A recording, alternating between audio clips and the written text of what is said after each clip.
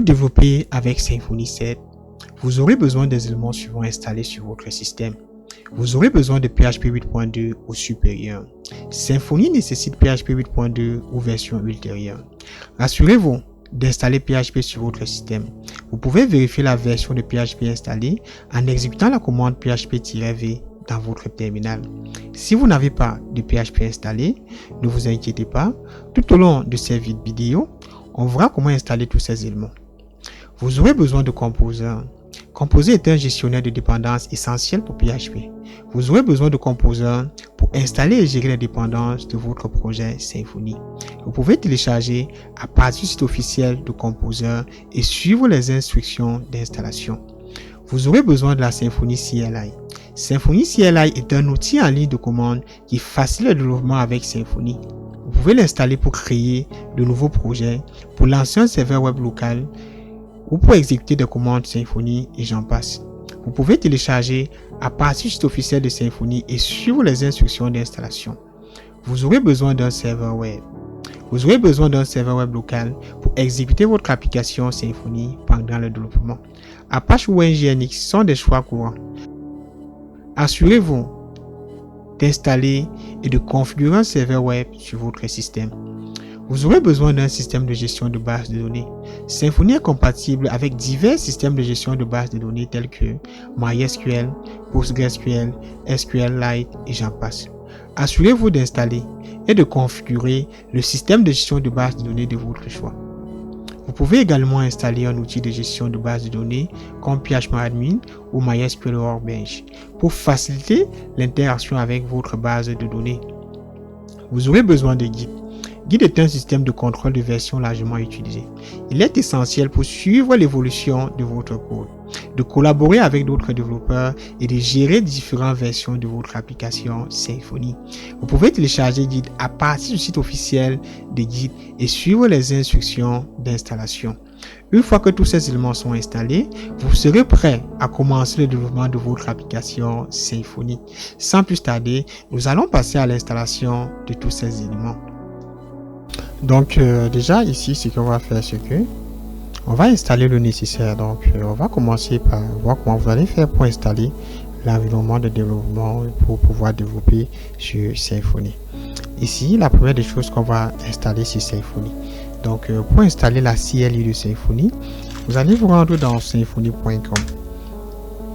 Une fois dans symfony.com, vous avez le bouton, vous avez le lien download. Donc on va se rendre dans download. On a différentes manières d'installer notre CLI. Ici, on va télécharger la CLI de Symfony. Ici, on va voir l'installation sur Windows. Donc, parce que je suis sur Windows.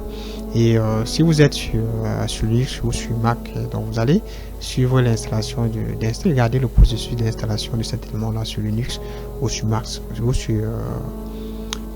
sur Mac. Mais dans notre cas, vu que je suis sur Windows, on va voir l'installation sur Windows.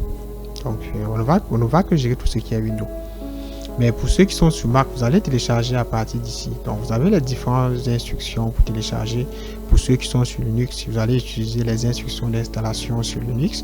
Pour ceux qui sont sur Mac, vous allez l'installer à partir des instructions d'installation pour le système Mac. Et pour ceux qui sont sur Windows, comme moi, vous ferez la même chose. Ici, vous avez la possibilité d'installer à partir de Scoop, donc à partir de cette commande.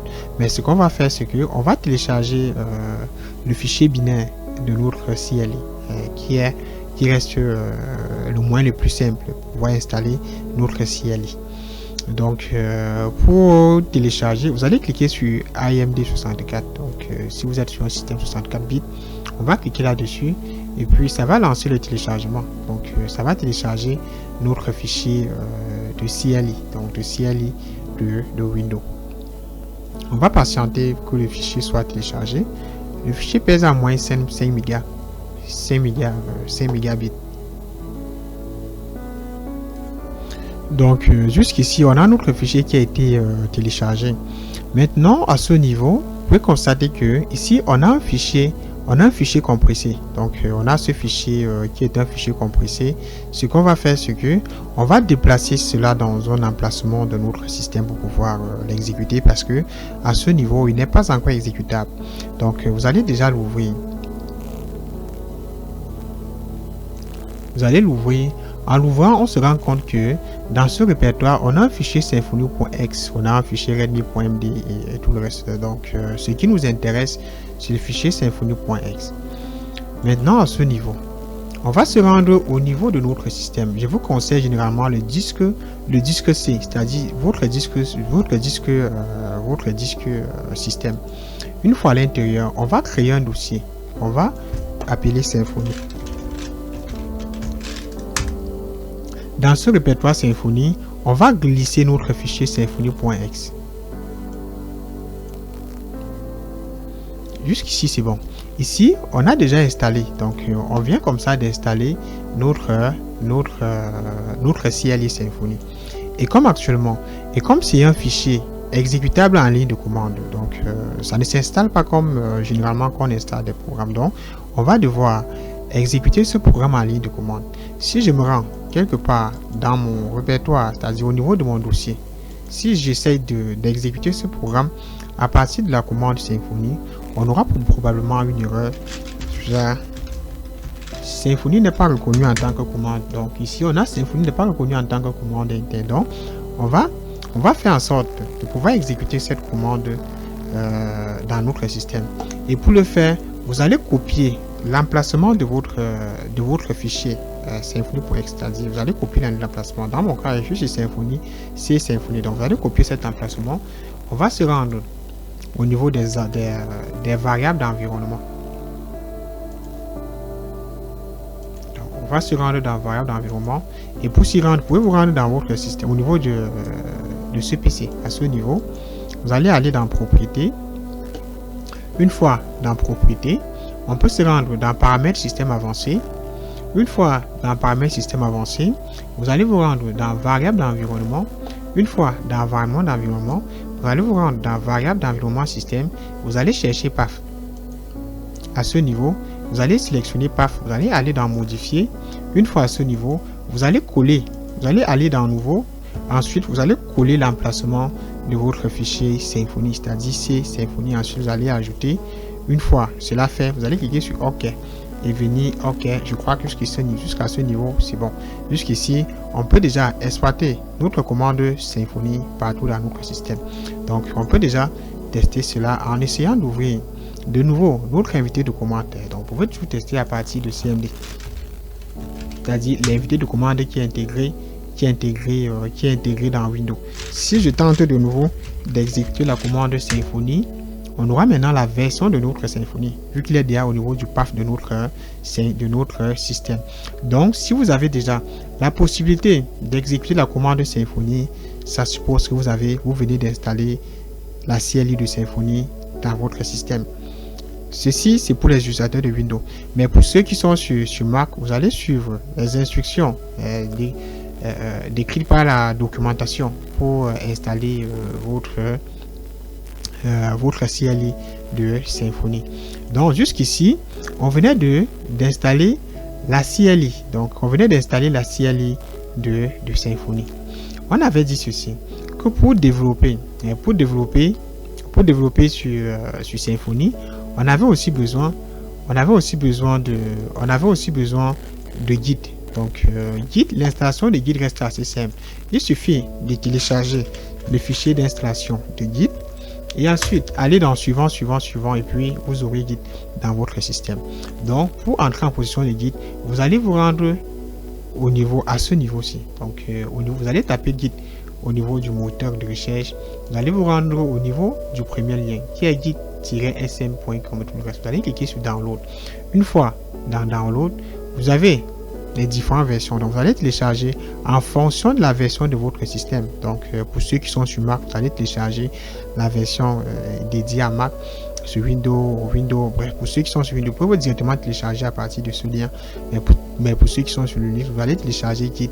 Une fois le fichier téléchargé, vous allez cliquer sur suivant, comme généralement pour pouvoir installer Git. Et une fois installé, vous aurez Git. Vous aurez Git dans votre PC. Donc vous allez télécharger Git. Vous aurez par exemple ce Git-ci installé dans votre PC. Donc vous allez télécharger. Je vais vous laisser télécharger, installer parce que j'ai déjà ce Git dans ma machine, dans mon PC. Mais l'installation reste assez simple. Donc, vous allez seulement télécharger, ensuite installer. Après l'installation, vous allez vérifier si vous avez bien Git sur la recherche ou au niveau de votre bureau. Donc, vous allez vérifier si tout a bien été installé. Après, dans l'installation de Git, on aura aussi besoin d'un gestionnaire. On aura besoin de PHP. Donc, et de MySQL, Apache aussi. Généralement, comme vous savez, pour travailler en PHP, généralement en installant par exemple WAMP Server, moi dans mon cas, j'utilise XAMPP. Donc, Donc, vous allez installer XAMPP comme généralement. Donc, vous pouvez installer XAMPP. Vous pouvez aussi installer WAMP Server. Je suppose que vous avez déjà WAMP Server installé dans votre système. Donc, en installant par exemple WAMP Server, la dernière version de WAMP Server sur votre système, ça va embarquer un certain nombre de PHP. Donc ici, vous pouvez télécharger WAMP Server 64 bits qui embarque PHP 7, PHP 8, PHP 8, 8.2.1 qui est déjà la version qui est dédiée à Symfony 7. Donc vous pouvez télécharger WAMP Server et une fois WAMP Server installé, vous aurez déjà dans un premier temps PHP qui sera déjà intégré dans WAMP Server. Donc vous n'aurez plus besoin à installer PHP. Vous aurez Apache et vous aurez MySQL et vous aurez PHPMyAdmin. Donc qui va déjà nous permettre de pouvoir développer notre application Symfony. Donc dans mon cas, moi j'utilise WAMP. Donc j'ai déjà WAMP qui est installé dans mon système. Donc vous pouvez télécharger WAMP. Pour cette vidéo, je vais généralement utiliser WAMP. Donc vous pouvez télécharger WAMP vous pouvez télécharger XAMPP qui déjà embarque une version de PHP qui est déjà supérieure au PHP 8. Donc généralement c'est PHP 3 je crois. Donc vous pouvez télécharger WAMP qui embarque déjà une version de PHP nécessaire, donc suffisante pour pouvoir développer nos applications sur notre application Symfony. Vous pouvez télécharger cela. Et si vous êtes sur WAMP, rassurez-vous de télécharger la dernière version de WAMP Server. Donc, parce que cela, ça embarque voilà, la dernière version de PHP nécessaire. Donc, une fois votre WAMP ou votre XAMPP installé, donc dans mon cas, je ne vais pas procéder à l'installation, mais l'installation reste assez simple. Il suffit de cliquer sur télécharger XAMPP, se rendre à ce niveau, cliquer sur download. Par exemple, voilà, il suffit d'aller dans XAMPP Download, partir du site des XAMPP directement ou de télécharger à partir de SourceForge. Vous rendez là et puis vous téléchargez. Après le téléchargement, vous allez cliquer sur suivant jusqu'à l'installation. Vous allez télécharger en fonction de votre système d'exploitation. Donc une fois cela installé, vous allez sélectionner le dossier d'installation. Dans mon cas, je crois que XAMPP doit être installé dans un répertoire. Donc dans mon cas, je suis sur XAMPP installé, je crois dans le répertoire D. Donc c'est à ce niveau que je retrouve le code source des XAMPP et j'ai le dossier htdoc qui est dans lequel qui contient des fichiers PHP donc habituels, et dans le cas de WAMP Server généralement c'est des fichiers 3W. Donc j'ai déjà XAMPP installé, je peux donc l'ouvrir. Donc si je m'en vais dans XAMPP, j'aurai XAMPP et je pourrais déjà, donc à ce niveau, je pourrais déjà démarrer les services. Donc on pourra déjà démarrer le service Apache et le service MySQL qui nous sera utile pour développer nos applications sur Symfony. Maintenant, après l'installation de ces éléments, comme XAMPP embarque déjà PHP, ça embarque déjà MySQL, ça embarque aussi PHPMyAdmin qui va nous aider à mieux gérer, qui est un outil de gestion de la base de données, donc qui va nous aider. Donc je peux déjà m'y rendre par exemple localhost qui est un outil qui va nous aider à gérer notre base de données. Ici j'ai déjà PHPMyAdmin donc qui va nous aider déjà à gérer notre base de données. Donc ça embarque déjà cela. Donc j'ai plus besoin d'installer PHP Apache de côté et ainsi de reste. Donc je vous conseille d'installer soit XAMPP, soit PHP, soit WAMP ou soit XAMPP ou tout autre logiciel similaire, donc qui va déjà embarquer un ensemble d'éléments qui nous sera utile pour développer notre application Symfony. Maintenant, après l'installation, donc après l'installation après l'installation de XAMPP, vous allez faire une petite vérification. Vous allez vérifier à partir du CMD si la commande PHP est fonctionnelle. Vous allez taper PHP. Vous allez taper PHP-V pour essayer d'afficher la version de PHP. Ici, on peut constater que PHP n'est pas reconnu en tant que commande interne. Donc, jusqu'ici, la commande PHP n'est pas fonctionnelle. Et déjà, on a déjà la commande Symfony qui est fonctionnelle. Donc, on fera en sorte que la commande PHP puisse être fonctionnelle. Parce que si la commande PHP ne fonctionne pas, on aura la peine à développer nos applications. Donc, on va aussi ajouter le PHP au PAF. On peut pouvoir exécuter aussi PHP en ligne de commande. Donc, notre système doit être capable de démarrer notre fichier PHP en ligne de commande. Et pour le faire, vous allez vous rendre au niveau de votre dossier d'installation. Donc, ici, dans mon cas, comme je suis sur WAMP, je dois me rendre dans le répertoire dans lequel j'ai installé WAMP. Donc, vous allez chercher, vous allez vous rendre dans ce répertoire, vous allez l'ouvrir. Une fois à l'intérieur, vous allez chercher le fichier, le dossier PHP, parce que c'est dans ce répertoire PHP que les fichiers du serveur PHP sont enregistrés. Donc à ce niveau, à l'intérieur, vous retrouvez le fichier php.exe. Donc c'est ceci qui correspond à tout ce qui est PHP dans XAMPP. Donc vous allez vous rendre à l'intérieur et on va essayer, par exemple, on va essayer de faire une petite vérification. Si on ouvre notre invité de commande, je sais pas trop, CD. Donc si on se déplace, le déplacement ne fonctionne pas. Je vais essayer d'exécuter la commande PHP à ce niveau et vous verrez que à partir de ce répertoire, on peut exploiter la commande PHP parce que le fichier PHP se retrouve dans ce répertoire. Si je reviens ici, si je tape la commande PHP-V et que j'exécute, on peut bien afficher ici PHP 8.2.12, donc ce qui est déjà suffisant pour pouvoir travailler sur Symfony 7. Donc à partir de ce répertoire, on a accès à la commande PHP.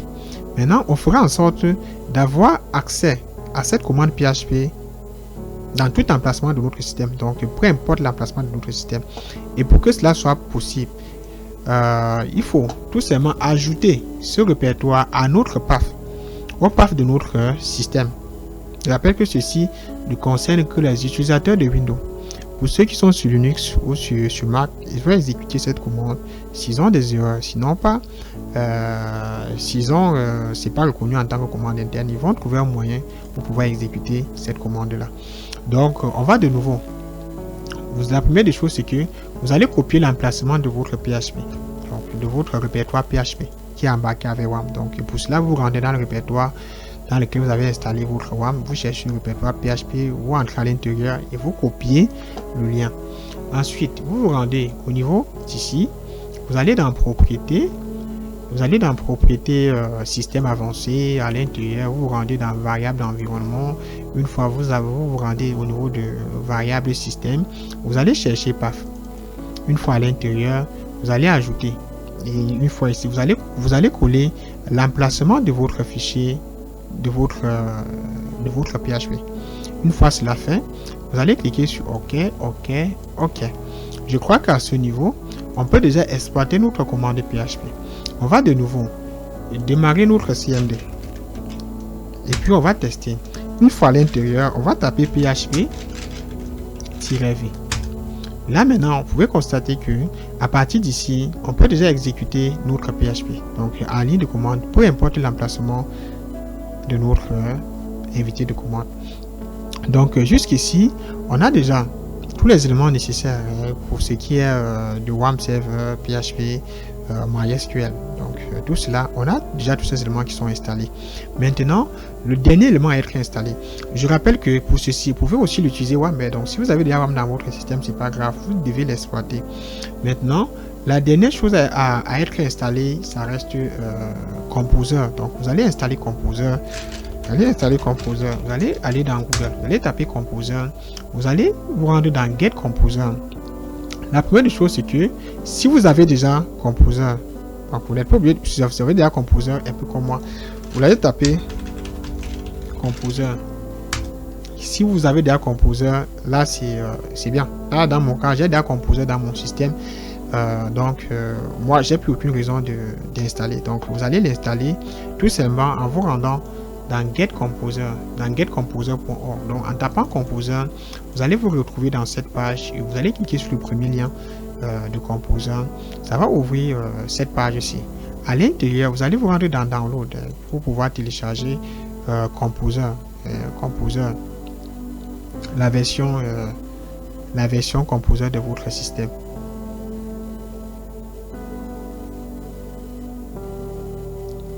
Vous allez vous rendre dans Download.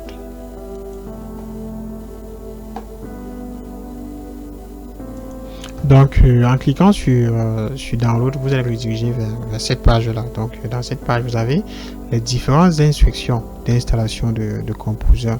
Donc, vous allez installer en fonction de votre système d'exploitation. Donc, ici, pour ceux qui sont sur Windows, vous pouvez télécharger, vous pouvez aussi installer à partir de la commande PHP. Vous pouvez mettre PHP-V et puis vous installez Composer. Mais généralement c'est conseillé, d'utiliser, c'est beaucoup plus facile de télécharger le fichier Composer en cliquant ici.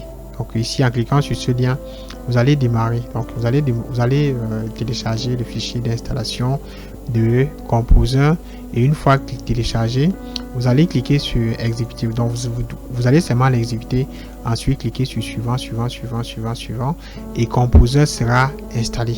Donc pour ceux qui sont sur Linux, vous allez suivre les instructions d'installation sur Linux. Pour ceux qui sont sur Mac, vous allez suivre les instructions d'installation sur Mac.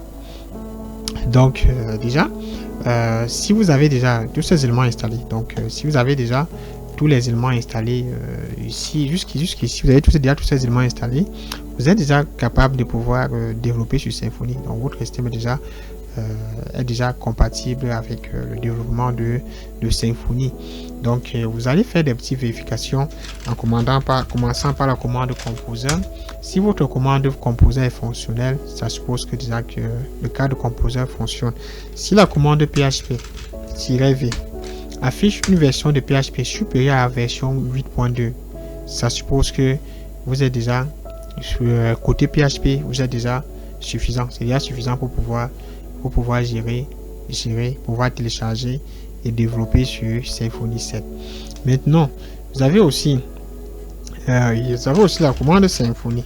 Si la commande Symfony est fonctionnelle, la commande Symfony est fonctionnelle, ça suppose déjà que tout est bon. Si vous avez déjà accès à une base de données, donc à phpMyAdmin et à Apache, donc vous avez déjà celle ici, ça suppose déjà que l'environnement de développement de Symfony est conforme.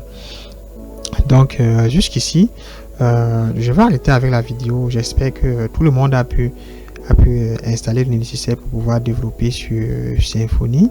Pour ceux qui sont sur Windows, si vous avez des questions, n'hésitez pas à les laisser en commentaire. Donc vous allez installer tous les éléments. Donc même si vous installez WAMServer ou si vous avez déjà un WAMServer en local qui est fonctionnel et qui embarque une version de PHP 8.2 et supérieure, vous pouvez tout simplement repérer le répertoire qui stocke votre version PHP dédiée et puis vous ajoutez cela au path de votre système. Pour ceux qui sont sur WAMP, vous avez vu comme ce que j'ai fait, c'est relativement simple. Il suffit de repérer le répertoire 3W dans le répertoire qui stocke le code source de notre WAMP installé, de notre XAMPP autant pour moi installé, et puis l'ajouter sur le path pour pouvoir bénéficier de la commande PHP. Donc ce qu'on a fait. Et pour ce qui est de l'installation de Composer, ça reste assez simple. Vous vous rendez dans Get Composer et puis .com et puis vous téléchargez le fichier où vous suivez les instructions pour pouvoir l'installer. Et tout ce que vous avez à faire, c'est d'avoir la commande Composer au niveau de notre invité de commande. Donc pour ce qui est de la base de données, vous devez installer votre WAMP pour pouvoir, vous devez installer un gestionnaire de base de données tel que phpMyAdmin. Donc parce qu'on va devoir l'exploiter par la suite pour pouvoir gérer nos bases de données. Vous devez aussi installer la CLI de Symfony pour par la suite, on verra par la suite comment installer, comment générer du code à partir de cette CLI de Symfony. Je sais que dans cette vidéo, nous avons vu l'installation sur Windows, mais pour ceux qui sont sur Linux, sur Mac, pour chaque logiciel, vous avez la documentation. Donc, c'est justement pour cela qu'au niveau de la vidéo d'introduction, je disais très bien que savoir lire une documentation était un atout, parce que dans certains cas, vous serez obligé de vous débrouiller par vous-même. Donc, vous allez vous débrouiller et jusqu'à vos résultats, parce que la plupart des temps, c'est le résultat qui est l'essentiel. Donc, vous allez tout faire pour avoir ces commandes fonctionnelles, donc pour que ça puisse fonctionner. Donc, pour ne pas être trop long, donc je dois arrêter ici pour cette vidéo. On va se retrouver dans la prochaine vidéo dans laquelle on va, vu que notre environnement de développement est déjà propice au développement de Symfony, on va se retrouver dans la prochaine vidéo dans laquelle on va télécharger, on va voir comment installer un projet Symfony en local. Et voilà. Donc, je vous remercie d'avoir suivi cette vidéo. N'hésitez pas de liker si ça vous a aidé. Et voilà.